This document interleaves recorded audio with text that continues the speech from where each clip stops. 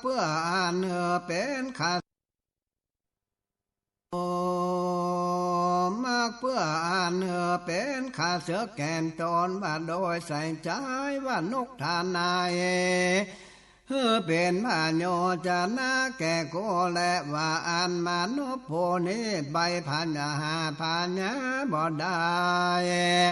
ผู้ได้สัจเจ้ากันว่าอันจิญญาอาการแห่งมาจริงจอกมากันตามโดยปาการดังอันว่าได้ยินเสียงแห่นกทานในอันร้องดังอันโปเดสันเจ้ารู้โดยกำลังพัญญาแห่งตนโดยคำว่าดังนี้สัตว์ตัวนี้เป็นกูและสัตว์นี้เป็นข้าศึกดังนี้บรรนันแต่และมาผู้เล่นสัตว์เจ้าทั้งหลายอันมีบุญสมปานันคองอยู่ในปัญญาอันเจอว่าสัพพัญโยตัญญานก็บ่หอนว่าและจักได้ลักเอาเขาของแห่งต้านผู้อื่นบ่ได้สันสาขาเบลีเจ้าหลอนได้โจรโดยโตแห่นาการตาเลือกควันบ่ดีมีในวันนั้นและเอาปาฏิสนธิในท้องแม่บันนั้นเมื่อมานพโบบวผู้ใบนั้นไปเถิงละแวกโหนทางอันโจรทั้งหลายแท้ดังอันโพธิสัตว์เจ้าอันเป็นนายโจรทั้งหลายจึงจักเอามานพโพนั้นมันถามว่าด่านนี้อันบ่าเมืองอยู่ในเมืองที่ใดจามานุผู้นั้นก็กล่าวว่าผู้ข้าอยู่ในเวียงปาลานาทีว่าอันโพธิสัตว์เจ้าก่อนถามเล่าว่าด่านนี้เมืองจะไปในที่ใดจามนุษย์โพนั้นกล่าวว่าข้าแก่พวกเจ้าคู่พวกข้าก่อนจะไปถามเอาเงินปันเนื่องเพื่ออันได้ในบ้านอันเนื่องเมในเทได้ดังอันพวกข้าก่อนจะไปในบ้านเทนั้นโพธิสัตว์เจ้าก่อนถามว่าเงินปานนาปานนั้นมึงหากได้มาแล้วหรือจะเลือมาละมาละวันเตมาโนโพนั้นก็กล่าวว่าข้าแก่เจ้าโกเงินปานนั้นโพข้าก็หากได้มาแล้วและโพธิสัตว์เจ้าก่อนถาม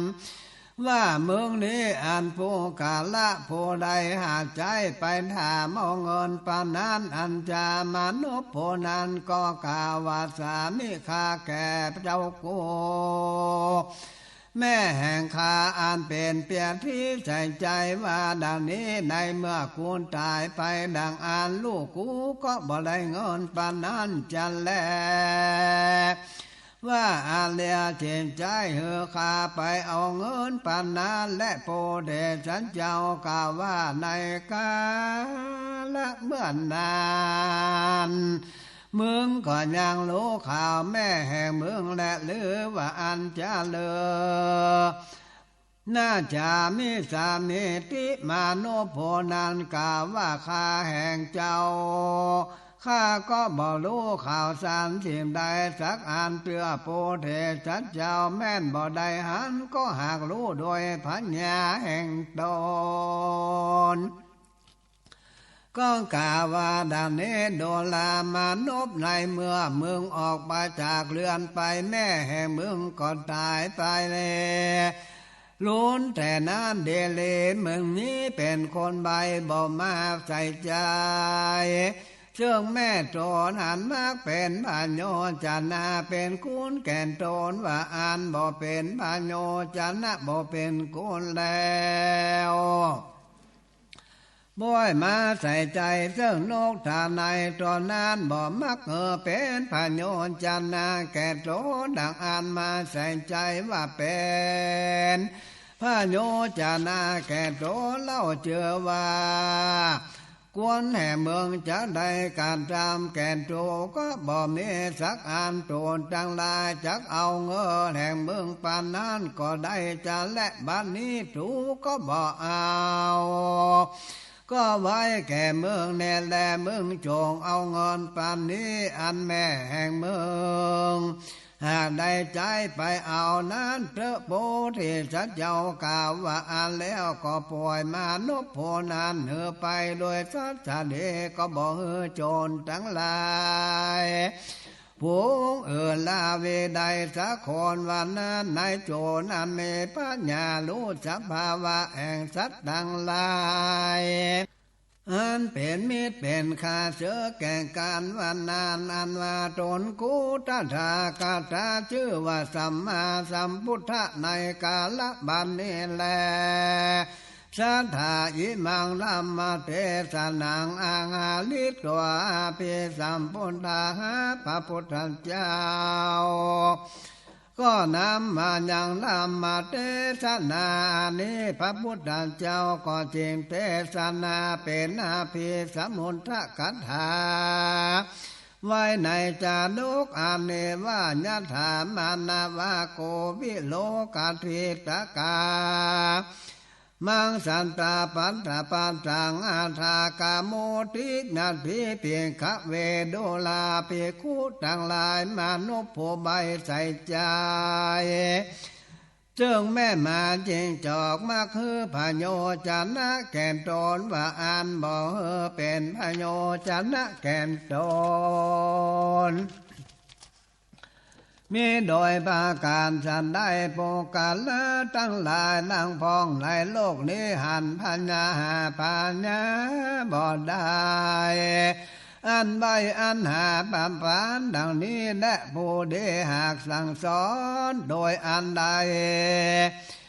เป็นพโยจนะก็บ่เอากรรมสั่งสอนนั่นและใส่ใจว่าบ่เป็นพโยจนะก็พัมเป็นดังมนุษย์ผู้บายใส่ใจซึ่งแม่มาจริงจอตัวอันจักมาเป็นพโยจนะแก่นตนบ่เป็นพโยจนะแก่นตนพระการหนึ่งลาวมโนผู้ใบใส่ใจซึ่งนกทานในตัวอันเป็นข้าศึกอันบ่เป็นบ่พโยจนะแก่นตนว่าเป็นพโยจนะแก่นตนมีโดยพระการสันใดโปกัลละลังพ้องในโลกนี้หาพัญญาบ่ได้ดังอันพระพุทธเจ้าจึงจัดเทศนาแสดงขาดศึกสี่จำพวกนี้ไว้ในสิงกาละโสดเพื่อว่าจักพุกกาลานต่างหลายเว้นจากขาดศึกสี่จำพวกแต่ไกลแลได้เศษอย่างโดยมิตรที่จำพวกผู้ใดอย่าได้เอาขาเสือกเป็นมิตรเป็นเทลักอย่าเอามิตรสหายผู้ใดว่าเป็นขาเสือกอย่าจังมิตรสหายตนลาสามิตรสหายตนเป็นดังญาติกาพี่น้องโต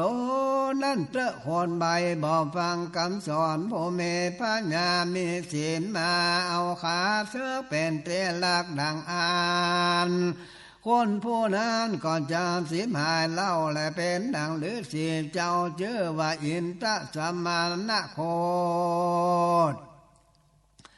อันนักลูกจ้างเอามาเลี้ยงไว้ใหญ่เมื่อใหญ่มาก็หากได้ค่าโทนเสียเล่าวันนั้นเราเพิ่งรู้ตามในญะดังพระพุทธเจ้า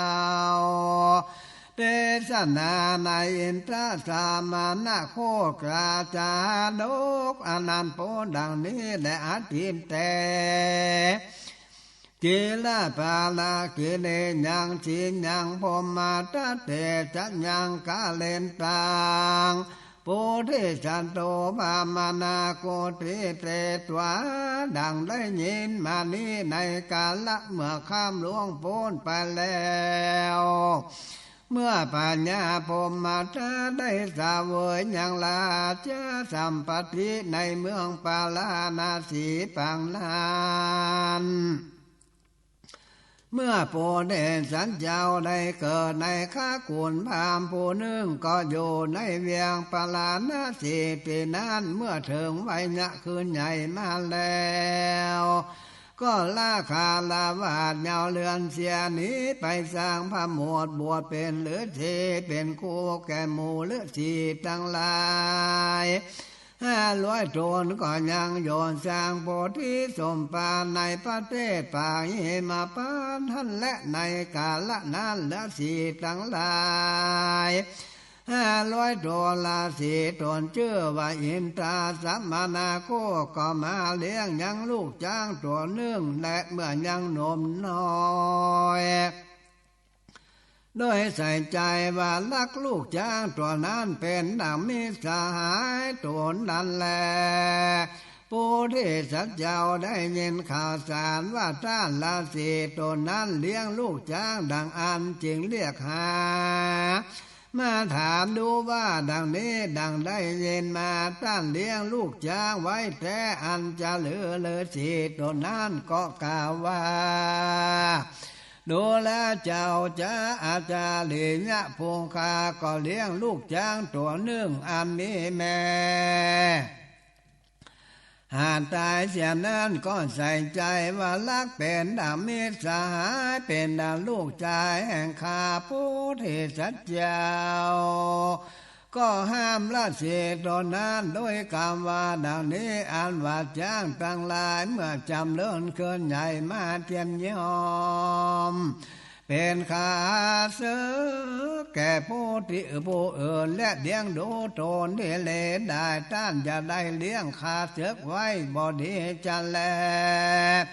และเสียตัวนั้นก็บอกฟังอย่างคำว่าดังนี้โดลาท่านอาจารย์ขาอันภาคจากลูกจ้างตัวนี้บ่อาจเพื่อตั้งตนอยู่ได้เตนะหิปัญญาสาธิโพเทสัจเจ้าหันละสีตัวนั้นบ่ฟังคำตนดังอ่านก็จึงกล่าวว่าดังนี้เปว่าท่านบ่ฟังคำคูแท้ดังอันก็จ้างเตอะตานว่าอันตานก็หากจะรู้หากจะพากูและกรรมอันตนหากได้การทำนั้นหมื่นจะแลในกาละปลายลุ่นแต่นั้นบ่นานเท่าใดลูกจ้างตัวนั้นอันละสีตนนั้นได้เลี้ยงไว้เป็นอันมีเนื้อโตนเป็นอันใหญ่เต็มนักยังมีในกาละหนึ่งและเราเจ้าเลือสีต่างหลายก็ชวนกันไปหายังหัวมันลูกไม้ที่ไก่นักก็อยู่ในที่นั้นเชียง2 วัน 3 วันนั่นแลเมื่อเจ้าละสีต่างหลายไปสะแบงหาหัวมันและลูกไม้นั้นและก็ไปมาลอเตื้อดังอันแมนบาดจ้างตัวนั้นมันก็ลงน้ำมันก็ล่องแสนแล่นไปมาโดยกำจัดปัญหาบรรณศาลานเป็นที่อยู่แห่งเจ้าละสีตนนั้นเสียโดยปาติมกำขวาและมาตีย่ำย่ำอ่างน้ำปะหายเสียเลี้ยบ่ไว้สักอันเนื้อแตกย่อยย่ำหนีไปโดยกำลังไปเตียนแล้วก็โยกเตียนแล้วก็แผ่แผ่นเห็นอันเป็นที่อยู่เตียนนั้นโดยงวงแห่งตนและสัตว์กิ้งไปมาก็จักเอาแผ่นอันนั้นกับดาวเองเป็นกะหัตโสสกกิ้งไปมาแล้วเป็นดังอันส่วนว่าจ้างตัวนั้นก็เข้าไปสู่ที่อยู่คุ้มไม้คันเองใจว่ากูจะขาเจ้าละสีเลี้ยงกูนี่เสียกูก็จะหนีไปสู่ป่าที่หมู่จ้างต่างหลายเตอว่าอันแล้วก็อยู่คอยหนทางอันจักมาแห่งราศีต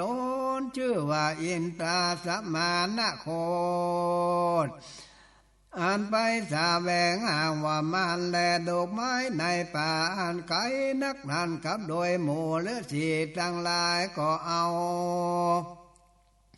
ยังเสียเมนตนว่าลูกไม้และหัวมันอันเป็นของกินแห่งจ้าตัวนั้นได้แล้วรีดมาด่วนปันนา ก็ลวดมาก่อนหมู่หรือสีต่างหลายก็หันจาตัวนั้นอยู่ในคุ้มไม้ก็ใส่ใจบีว่าเป็นประการเตดังเก่าก็เข้าไปสู่สำนักแห่งจานตัวนั้นและจ้างตัวนั้นกันว่าหันละสินเจ้าแล้ว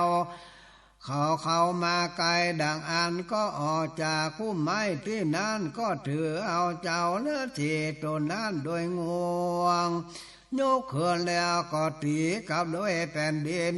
ย่ำหัวแห่งเจ้าราศีตนนั้นเฮือแตกย่อยน้ำปายำไปโดยกำลังแห่งตนเฮือยังชีวิตได้ไปแล้วจ้างตัวนั้นเป็นบ้านน้ำมันก็ล่องเล่นแสนสะเทียนก็เล่นหนีเข้าไปสู่ป่าหาหมูจ้างต่างหลายก็มีวันนั้นและโส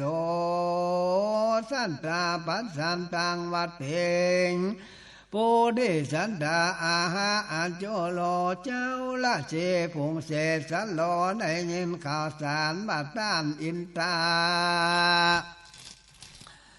สมานาโคตายไปแล้วดังอ่านก็บอกแก่โพเดสันเจ้าโพเดสันเจ้ายินนาสังเวทเหตุเอา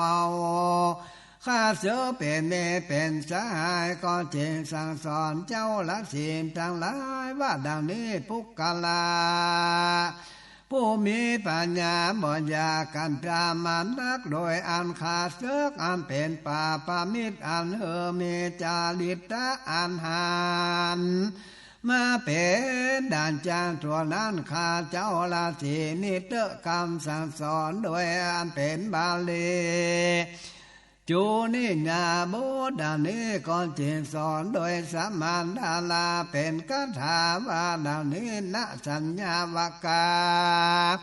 ปุริเสนาการนิกาลิโยอาลิญาปัญจานะมันดังนิลาโหมุเวปะเทปาจัตโต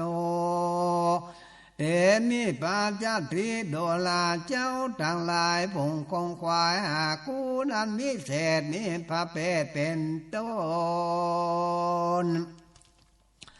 อาลิญาพุ่งกาลานทั้งหลายผงอันตังโยนอาจารย์อันเดนิสินอันลำเปิงหันยังพายุจันนะก็บอกเปิงว่าจากการดามิสังวันนันอันละกรรมกาเสกอันเป็นปาปามิกรรมเป็นจาริญะบาอันเป็นบาปเหตุดังเลือนันจาปาปามิโพลาใจบาปอันทาแม่นดาได้โยกินกับการเช่นกาละอันนานนักพามานเท่าใดก็ดีมันก็ว่านับอันใดได้กินกับการนั้นสักอันก็เท่าจากการทำกรรมอันเป็นบาปอันบ่มีสิ่งใดและเป็นเช่นเดียวพาดูจะดังจ้างตัวใจกามาคาและสีตัวนั้นชื่อว่าอินตาสมณะโคตนั่นแหละนักผ่านเจ้าโบเมปัญญายังลูสาปุเรนสาโตเมเสเมนธรรมเสมอดังกูว่าอันก่อนเจงเปิงกันตามมิสวันนากับด้วยสาปุเรนสาเจ้าตนนั้นและการอันพาศพกับโดยมิปูเป็นสาปุเรนสาอันประกอบด้วยศีลปัญญาสูตรอันเป็นที่สุขโรคเมื่อและนาเอวังโพเทสันโตเอนตังกะนางวาโลทิตัวโพเทสันเจ้าสอนเจ้าละสีทั้งหลายก็ทรงสาการเลิกทราบละสีต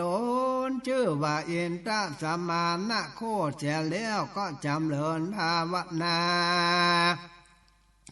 ภูมิวิหารดังสีภาการเมตนว่าเมตตาภูมิวิหารในเทิงสารกันว่าจุตินตายก็จะได้ไปเกิดในภูมิโลกแต่จริงเดียวแลศรัทธาอิมังธรรมเทศนังอาลิตวา จาทะกังสมุทะเนสมาโกตะโมมายังทุตตาอโหสังอิสังกาสันดาอะหะวะเมวะสัทธาพระพุทธเจ้าก็นำมายังธรรมเทศนาอันนี้แล้วก็จุมนุมจะถ้ากาว่าดังนี้ลาสิโตนชื่อว่าอินทสมณโคตอันบ่ฟังกรรมนักผาดวันนา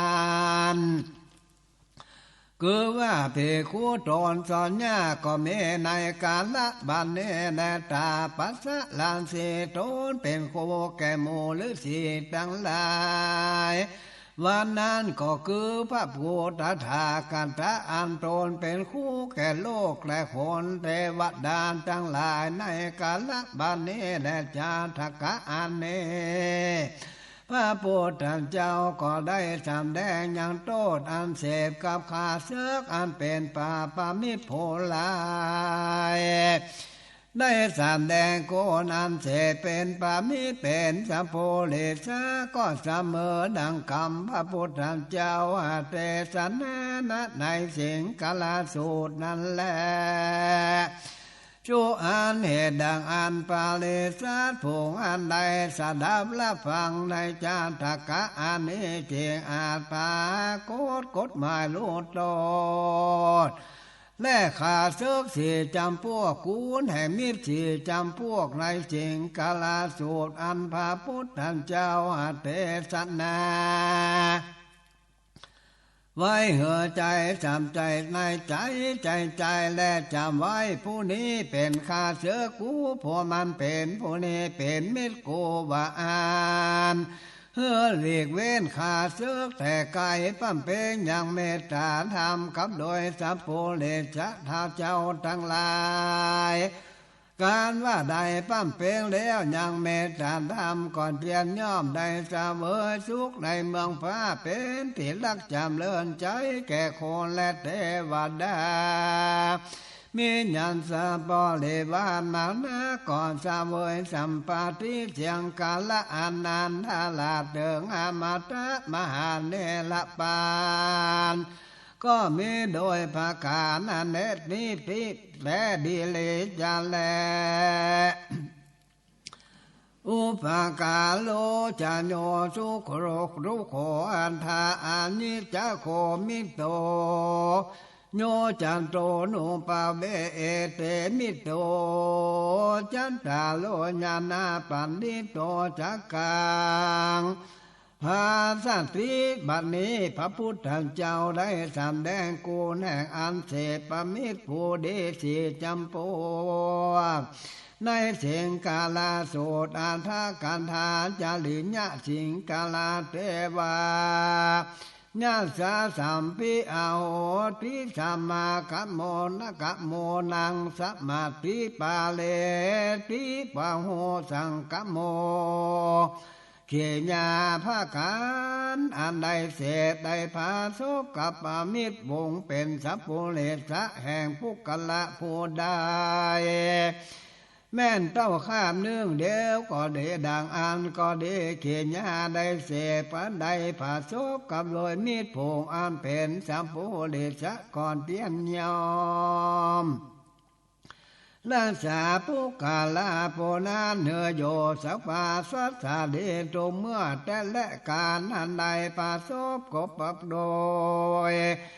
ผงบ่ใจสัพโพเดชะแห่งนางเสียงจิตละการนานเท่าใดก็เดก็บ่รักษาปุกาลาโพนานเหือเดเมสุขใดสักข้าแต่เจียงแลสาปิโลสัมมาเสทะกัมปิลาบุเพสัตถังสัทธาโอติปานิโนปุกาละนิ่งใจอันมักจำเลื่อนแก่นตนก็ลำเพิงว่าปาโลบกับโดยมิตรพงเป็นสัมโพเลสะอันลำเพิงว่าจักกันตามละกาบด้วยมิตรพงเป็นสัมโพลิสานั้นคนยิงใจพงได้รู้อย่างกำแห่งสัพโพลิสาทั้งหลาย มีตนว่าพระพุทธเจ้าและคนยิงใจทั้งหลายผู้นั้นก็บ่ฮอนถอยเสียสักขาดอาจจักได้เถิงสุขในเมืองฟ้าแหลมนิพพานโดยภาคการดังอันแท้จริงแลญาถาปิจานังอากิงมาสมาธินาบิโลนาติเอวังกัจจังสัพพุริสนังนาวิรุหาติบุคละยิงใจทั้งหลายในการทำโกนานใดแก่คนผงใบใจมีดผงเดเป็นสัพพุริสะและกูลอันนั้นก็ย่อมสิหมายเทียมบ่อนจำเลินบ่เป็นไปบ่บังเกิดภาละอานิสงส์อันใดสักอันพาลุดังพิจาเข้ากาอันโคนหาซัดใส่ไว้ในเข้าไปในผ่าในไฟนั้นและไม่เสียบ่งออกมาได้เป็นต้นเป็นงวงแลโจกาทานโยเมจาวาปิโจนาแคฮิการทานปิฮิการว่ากูลคนอันใดการทำแก่มิตรดังหลายได้ผงอันเป็นกัตตัญญูกตเวทิตาอันเป็นสัมโพลิสะอันไหนมีศรัทธาเป็นอันเป็นคนดีมีศีลมีกุลทั้งหลายก็หายเสียจากโสดสังขารและบ่อาเนื้อพันละอันกว้างขวางในเมืองฟ้าและเมืองคนพาดูดังจินจะเข้ากาอันหากผู้ไว้ในที่นาที่ดีแลก็มีภาละอันมากเป็นอันเป็นดังเขาได้มีลูกมากนักและเหตุดังอันปงกาละผู้มีปัญญาก็บ่ได้ลำเพิงกันตามกุลแก่มิตรผู้บายได้สาผู้เลียนจาก็บ่เพิงพาศพกับโดยมิตรผู้บาย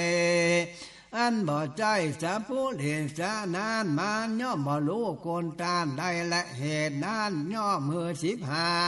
ยก็เจ้าเพิงดีการทำโกนแก่มิตรอันเป็นสัพโพลิสะเพิงผาลมกับโดยมิตรผู้เป็นสัพโพลิสะนั้นเดเลเหตุสัพโพลิสะเจ้าทั้งหลายนั่นเปลี่ยนยอมรู้ยังโกนตานบ่อเนื้อตานสิบหายจะคาบและสอนส่วนโคนอันบ่ใจสัพโพลิสะคือว่าคนอาสาโพเลสะพงเป็นอากาตัญญูนั้นบ่รู้จักกูแห่งต้านนั้นก็ดีผู้กาลาผู้เป็นสามโพเลสะเป็นอาเป็นไปอากาตัญญูกัตตะเบทิตาก็ดีย่อมเป็นปากติบ่รู้โกนอันต้านการทำแก่ตนเปิงรู้มาตามในยะดังพระพุทธเจ้าได้เทศนาในสัจจากิลจาดกอเมในกัมเพกนิบาตในจาติกำเนิดเมื่อพระพุทธเจ้าเป็นตาปัสสะลาสีตนเมตตาเอาชีวิตแห่งพุทธากุมารกระดังสามตัวคือว่างูและหนูนกแขกเต่านั่นสามาทะไว้เตรียมกรรมพระพุทธเจ้าในสิงกาลสูตรว่าดังนั้นอาทินตาปาลานาสิยังผมมันตัลตังจัลลังกัลเลนเตลัญโยทุปาหวาโหสีเพียงขะเวโดลาเปคูดังลายในกาละเมื่อข้ามล่วงพ้นไปแล้วเมื่อนานเมื่อปัญญาพรหมตายังได้สาเวยยังลาเจอสัมปติในเมืองปาลานาสีลูกชายแห่งปัญญาตนนานชื่อว่ากุณฑะกุมารก็มีใจอันกาญาสาโหตอุปมา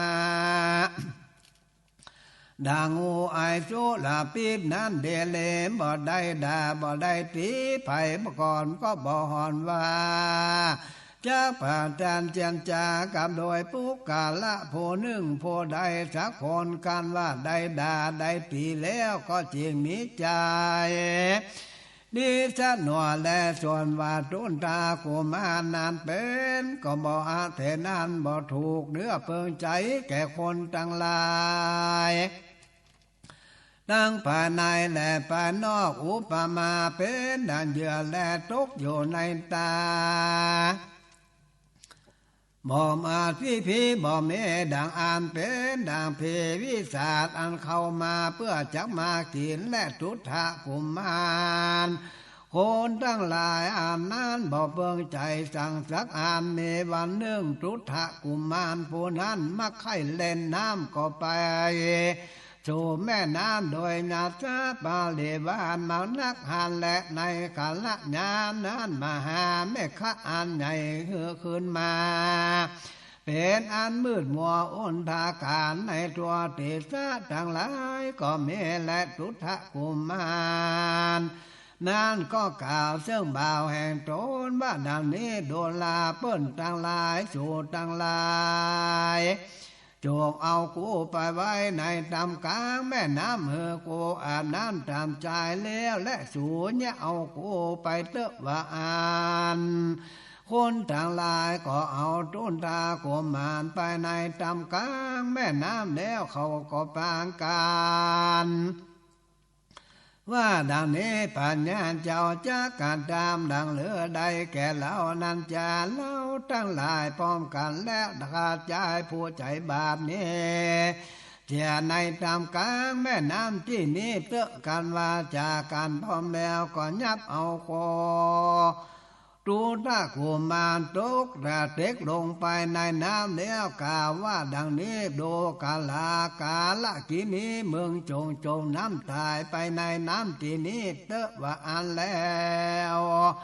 คนต่างหลายก็ออกมาจากฝั่งแม่น้ำก็เขาก็มาเสียงกันว่าดังนี้ในเมื่อปัญญาโปรดพ่อถามว่าเจ้ากล่าวว่าลูกกัวเจ้าทุทากุมารไปในที่ได้จาว่าอ่านเราต่างหลายก็จังกล่าวว่าดังนี้ข้าแด่มาแล้วจะเจ้าผู้ขาดดังหลายบ่หันเดเลส่วนว่าเจ้าทุทะกุมารนานกันหันไม่ขะขึ้นมาก็ดามุดลอยไปในตามกลางแม่น้ำเดียวและลอยออกไปในฝั่งกำนาพ้นจะและเมื่อปัญญาตนพ่อถามดังอ่านเราต่างหลายก็จะกล่าวเป็นสันนี้พร้อมกันเดเลและอามาตต่างหลายก็มาจางกันแล้วเข้าไปโสสำนางปัญญาเมื่อนั้นปัญญาก่อนถามว่าลูกโกดูตากุมารไปในเตได้นำจะอามาตต่างหลายเขากองกล่าวว่าดังนี้เทวะคาแด่มาแล้วจะเจ้าผู้ขานต่างหลายก็บ่รู้ในเดเลผู้ขานต่างหลายก็ใส่ใจว่าดังนี้เจ้าทุนทากุมารหานแม่ข้าขึ้นเขื่อนมาลอยดำน้ำไปในป่าปากไปหน้าพ้นจะและขอผู้ขานต่างหลายก็ใส่ใจว่าอันแล้วผู้ขาดดังหลายก็จวนกันมาแลเมื่อนั้นผ่านญาตนพ่อของใครปันดูเมียงออกไปสู่แม่น้ำแล้วกองคนตั้งหลายสะแวงหายังเจ้าทุตากุมารในฐานะถิ่นฐานบ่าวปัญญาผู้ใดผู้หนึ่งก็เด้งก็บ่หันเจ้าทุตากุมารสักแห่งเดเลแม่นบาตุนตาผู้นั้นมันก็บ่ตายก็ดำน้ำไปออกมาแล้วก็ลอยว่ายแม่น้ำไปในเมื่อฝนตกลงเมื่อโดยแม่กาดังอ่านโดตากุมารพอนั้นหันตอนขอนอันหนึ่งก็คืนขีดต้นขอนอันนั้นก็ไปเป็นอันกลัวภัยญาอันจะตายก็ล่องไห้ลอยไปในแม่น้ำโดยต้นขอนไม้นั้นก็มีมันนั่นแล ในกาลนั้นยังมีเศรษฐีผู้หนึ่งอยู่ในเวียงปาลานาทีก็ฟังกามันนั้นใบใด40โกดในข้างแม่น้ำนั้นแล้วก่อนตายไปด้วยตัณหาอันลักเขาของอันนั้นก็ล่วไปเกิดเป็นงูในตำกลางเขาของอันนั้นอันแลยังมีสิทธิแถมผู้หนึ่งแล้วมันก็ฟังเขาของไว้30โกดเทนานแล้วก่อนตายไปโดยด้านหน้าอันละเขาของอันนั้นตายไปก็เกิดเป็นหนูตัวหนึ่งอยู่ในเต็นนั้นเนื้อนั้นก็น้ำก็ไหลไปส่วนที่อยู่แห่งงูและหนูและส่วนว่างูและหนูมันทลาน้ำไหลเข้าไปสู่ที่อยู่แห่งตนก็วายตาขาแต่แม่น้ำไปเดิงต้นขอนอันลาจะบุตรพอเดียวหาขึ้นที่ขอนอันหนึ่งงูและหนูก็ขึ้นที่ขอนเบื้องหนึ่งและเขาทั้ง3ก็นอนเหนือหลังขอนอันนั้นไปอันแลโดยเมตแต่ไม้ยิ้วต้นหนึ่งก็มีเนื้อฝังเป็นนั้นลูกนกแข่งเต่าตัวหนึ่งก็อยู่ในกวงไม้ยิ้วต้นนั้นเรียกว่าไม้ยิ้วต้นนั้นมีรากและมีอันน้ำหากเจาะหากปลาเต่าไปในแม่น้ำนกแข่งเต่าตัวนั้นในเมื่อฝนตกลงมานักนกตัวนั้นบ่อาจจังเพื่อจังเบนเหตุใดก็จักไปอยู่ในข้างเบื้องหนึ่งแลแห่งขอนไม้อันนั้นหันแลสัตว์ทั้งสี่นั้นคือว่าสุตตากุมารงูและหนูและนกแก่นเต่าก็ไหลไปพร้อมกันวันนั้นผู้ที่สัตว์เจ้าจำเริญถึงไม่เนะคืนใหญ่ก็ออกไปบวชเป็นฤาษีก้อนทางบรรณาจันและโยนให้ได้ไกลฝั่งแม่น้ำอันนั้นเหมือนยามเที่ยงคืนนั้นโปเทสัตเจ้าก่อนเที่ยวชมโคมได้ยินเสียงร้องไห้น้ำไหลมาหน้าแข่งลาจะบูดกุมารพนั้นก็คันแห่งใจว่าดานในเมื่อกูผู้พังก็ด้วยเมตตากรุณามีไม่ที่จะภาวะปานดานี้ภาวะอันตายแห่งประจายผู้นั้นก็ควรจะแลมาควรจังไปยกเอาใจผู้นั้นออกจากน้ำแล้วกูก็จังเหอชีวิตเป็นตามแก่ใจผู้นั้นเตอะโพเทสัจเจ้าก็เล่าลมตนดาลาเจอกุมารโดยคำว่าท่านจะได้กว่าตายเตอะว่าอันก็ว่ายน้ำตัดการแสแม่น้ำอันนั้นไปหันแลจวนมาผู้เล่นจันตนพระกอบด้วยกำลังโลเต้ากำลังจางคุณจรไปสารกลมไปเอาตัวขอนกำเนิงเจิกมาด้วยกำลังแห่งตนไม่สู่ฝั่งแม่น้ำอันนั้นด่วนและปันก่อนยับเอาลาเจ้ากุมารขึ้นไว้เหนือน้ำวันนั้นโพธิสัตว์เจ้าหันสันตัวเป็นงูและหนูและนกแก่นเต่าอยู่เหนือขอนอันนั้นก่อนน้ำเมื่อสู่สาสาลาอัสโลมแบบบทแห่งตนนั่นว่าไว้แล้วก็ขันแห่งใจว่านาเนสัตตาลิสามตัวมีกำลังแควนน้อยกว่าคนได้และมาควรจัง3ตัวนี้ผิงไฟก่อนว่าอันแล้วโพธิสัตว์เจ้าก็ผิงไฟโตนแห่งตัวสัตว์ดัง4ตัวมีตนว่างูและนกและนกแก่นเต่าแต่ก่อนนั้นแต่นั้นก่อนเมื่อไปโลนั้นแลโพธิสัตว์เจ้าเพียงพอเพียงโจรลาจากุมารโจนั้นบอกกันทำอย่างลาจากุมาร ก็เหือลำบาเป็นโพธิสักอันและโพธิสัตว์เจ้าอันจักเหืออาหารเล่าดังอันก็เหืออาหารแก่สัตว์สิ่งมีตนว่างูและโนและนกแก่นเต่านั้นก่อนเมื่อไปนุ่นเจงเหือลูกไม้หัวมันอันเป็นอาหารแก่ราชากุมารเกณฑ์วันนั้นและราชากุมารโลยังกุณดาตาปาปาโสมังอเนตัวติลาจานักกาลตังกาโหติติปิโปเดสัตโตอาคาขันติลาจากุมารโพนานหันเจ้าราศีและเอาสัตว์3 ตัวไปผิงไฟก่อนและมีเหืออาหารแก่สัตว์เสียงมีตนว่างูหนูและนกแก่เต่าก่อนดังอันมันก็เกียดนักก็ผูกเบนอาคาหมายมันแก่เจ้าราศีโดยกรรมว่าดังนี้ต้านราศี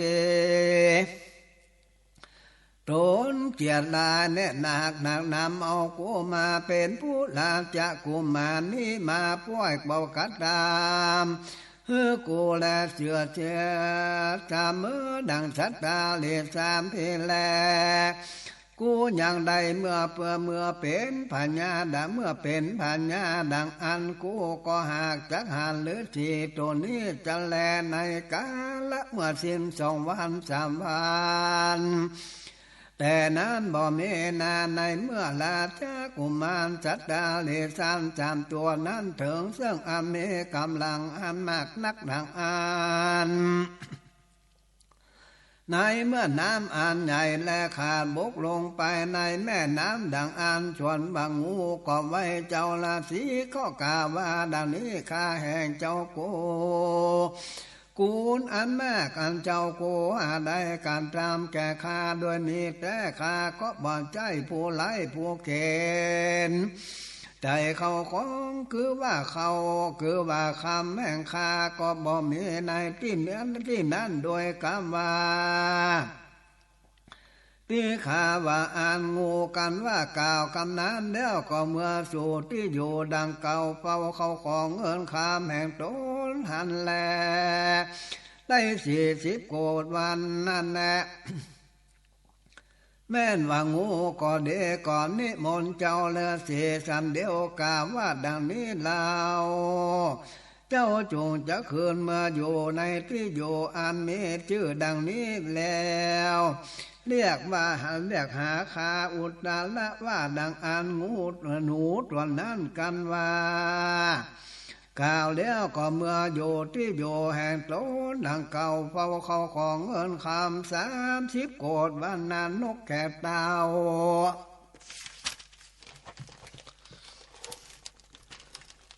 ตัวนั้นก็ไว้เจ้าเลือเสียดังกามาดังนี้ข้าแห่งเจ้ากูเขาของสมบัติแห่งข้าบ่มีสักอันแลในเมื่อเจ้ากูมีปัญโยชนะโดยข้าวสาลีดังอันเป็นนั้นข้าแห่งข้ามีในฐานะอันนี้ชื่อดังนี้เจ้ากูไปในที่นั้นแล้วจึงเรียกหาข้าโดยคำว่าอุปโปสุปโปการตาว่าอันเตอข้าก็จะกล่าวแก่ญาติแห่งข้าก็อาจจะเหือเพื่อจะนำเอาเขาสาลีอันข่าวงานสายหือเต็มโกเขียนได้มากนักจะและนกแก่งเต่ากันว่ากล่าวเท่านั้นแล้วก็เมื่อสู่ที่อยู่แห่งตนก็มีวันนั้นและส่วนว่าปุถุทะกุมารนานเหตุมันพากอบด้วยสภาวะในมิตาตุมพิธรรมเต้ากันเองในใจว่ากูได้เป็นเจ้าปัญญากูจะฆ่าต้านละสีตนนี้แลเมื่อเจ้าเมื่อสู่สำนักแห่งกูจะและจาว่าอันแล้วก็กล่าวโดยกรรมเล่าลมว่าข้าแห่งเจ้ากูในเมื่อข้าได้ตั้งอยู่ในราชสัมปติเป็นเจ้าปัญญาดังอันเจ้ากู เนี่ยเขาเมื่อสู่สำนักแข่งข้าก็หาจักอุปถากเจ้ากูด้วยปัจจัยตั้งสี่จาแลกล่าวดังอ่านแล้วก็หนีไปโดยสุขาสำดานบันใจแห่งตนก็มีวันนั้นและส่วนมาตุทะลาจักอุมารตนนั้นไปลอดไปเถิงเมืองแห่งตนบ่อนานเจ้าใดก่อนได้ตั้งอยู่ในราชสัมปติอันเป็นเจ้าปัญญาแทนพ่อแห่งตนก็มีวันนั้นและโพธิสัตว์โตตาว่านัง